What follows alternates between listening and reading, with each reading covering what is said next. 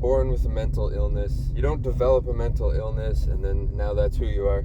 That's not how the brain works. Here's a reality. Everybody has a little bit of everything. Now, as you go through life, as you're a child developing and you're going through life, you're developing habits, building your personality. Now, everyone's brain is going to be leaning in all kinds of different mental illness directions because of all the stuff that's coming down on us as we grow up. The media, the education, things other kids are taught by their dumb parents. It's amazing any of us get through it with a healthy brain. So here's what happens. You're likely to lean into some categories of mental illness more than others, right? And you're going to start showing those traits more dominantly than other traits. Take me, for example. I was showing more attention deficit disorder traits than the other ones, so that's what they labeled me with. But I had a slew of mental illnesses, okay? ADD was probably the healthiest one out of all of them that I was showing, but it was the one that showed itself more.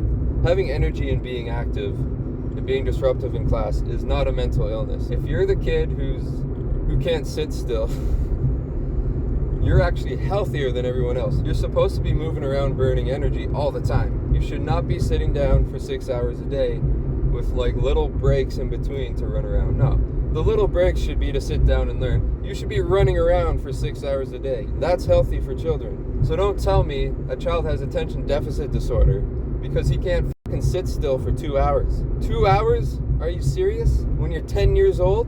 That's absolutely ridiculous. You cannot expect children of 10 to sit down for 2 hours straight. What delusional, brain-dead zombie world are we living when you're expecting children to sit down that long? Are you mental? We should be diagnosing the adults. I'm an adult now, but the kids should be diagnosing the adults. I'm still a child at heart. I talked about it in my spiritual suppression video. The reason education exists that way is because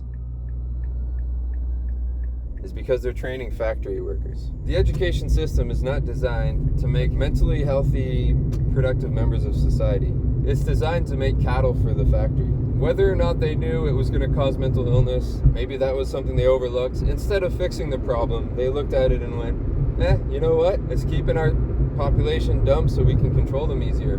Trick them into paying more taxes. Why not keep it this way? It's better.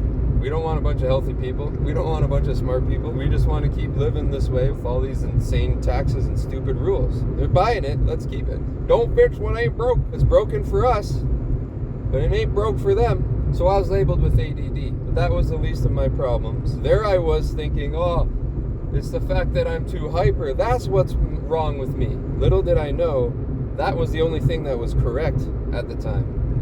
Everything else was off. Listen, if a doctor diagnoses you with a mental illness, step one, do not believe them. I cannot stress that enough. If a doctor prescribes drugs to you, they say, we're just going to start you off with it, and maybe you won't have to take them forever. Do not believe them. It's going to be forever. They're going to tell you, hopefully we'll get you off it. They're not going to try to get you off it. There are going to be exceptions where they're unable to justify continuing the dosage because you actually got your shit together. They're going to have to take you off it. They're not banking on that, okay? They're hoping you don't get your shit together. There's little power plays they have in place to help you not get your shit together. And that's the whole discussion in itself. For now, let's just focus on don't believe them. Try not to take that medication. Again, there's going to be exceptions when taking medication is the better step. Sometimes you should do it, but more often than not, they're prescribing something just because it's a gravy train. So just really think about this. If you're being diagnosed and you're being prescribed crap, really think about it. Think about what is the real problem. Go inside yourself and really look at it. What am I doing wrong? First of all, what have my actions been like? What's my sleep schedule like?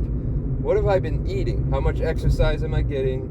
What are my relationships like? With my parents, with my friends, with my siblings? Are there any toxic environments happening? What about my teachers and classmates? Is there something I'm supposed to be doing that I'm not doing? Fix those before you believe in some kind of mental illness or before you take any drugs, right? Fix those first. Yeah, but I need to take the drugs so that I can fix those.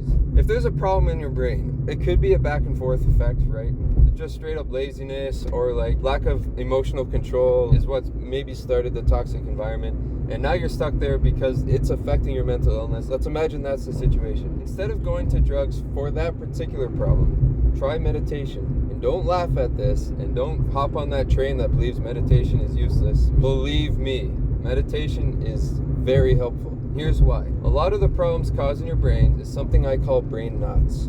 We get knots in our muscles. People saying, oh, we got to massage that muscle because you have a knot, right? Now, what causes muscle knots? When you're squeezing your muscles too much in unproductive ways, you're overstressing one part because you're focusing too much on the wrong thing when you're moving your muscle a certain way, and it gets overworked, cramps up, it's stuck there, it's knotted up. Now that muscle, you can't even use it. Now it's like sort of out of the game. It hurts every time you try to use it. Physically, you can't perform as well anymore. The whole train's ruined because of these certain knots in certain places. Now everything I do is uncomfortable and painful and difficult. Am I sick? Am I physically sick? Is there something wrong with me? Doctor diagnoses you with, oh, you have, they say some random word. That means you have to take these pills and you'll feel better. And yeah, sure, you get a body buzz, but those muscle knots are still, doctor's not even talking about your muscle knots. He's just giving you painkillers, basically. And those knots are still there. You still can't perform or function, but hey, the pain's less. Now think about mental illness. That's exactly what's happening when they're diagnosing you with an arbitrary set of words that is supposed to be related to something in particular. And they're prescribing you these drugs that's supposed to fix the problem. But the problem is brain knots, right? Think about the muscle knots. Now incorporate that into the brain. And your thoughts are like these sparks of information flying back and forth. And the closer these networks are to each other, the more likely you are to make those thoughts in the future, or the faster you can make certain thoughts. That's why we develop patterns of thinking, and when we start to get really good at something, we can keep getting better and better at it. If you don't think about something for a long time, you start to get worse at it. Our brain's always kind of changing. It's never stuck in one place. So a brain knot is when your neural network has gotten worked up over something insignificant to a degree where now it's causing a problem because it's starting to take up more energy. You're believing in something that you don't need to be believing in. And this is just an example. Those thoughts are going to be happening in your brain a lot because you're thinking about them too much in the first place. Because of the way the brain works, now you're thinking about it more often because you have thought about it so much. And you're stuck thinking about this mentality, this belief system that you should never have been thinking about in the first place. When people talk to themselves, this can happen, right? They start to talk themselves into things that don't really make sense. We're always just kind of thinking random thoughts. You're leaning your brain in certain directions because you're overthinking all the time. So you're creating all these neural networks in your brain that don't need to be there. And this is why meditation is so good for you. It's extremely healthy practice. Stop talking to yourself in your brain. Because instead of trying to say, okay, don't think anything, don't think any thoughts at all, and you're like trying to suppress thoughts. Instead of doing that, just relax your brain. Don't try and stop it from thinking. Just try to relax it. Over time, you'll get better at relaxing it, and it'll just stop doing that useless mind chatter. Because you're not feeding the fire, right? The fire will go out in time because you're not feeding it. So just stop feeding the fire and just breathe. Just try to be.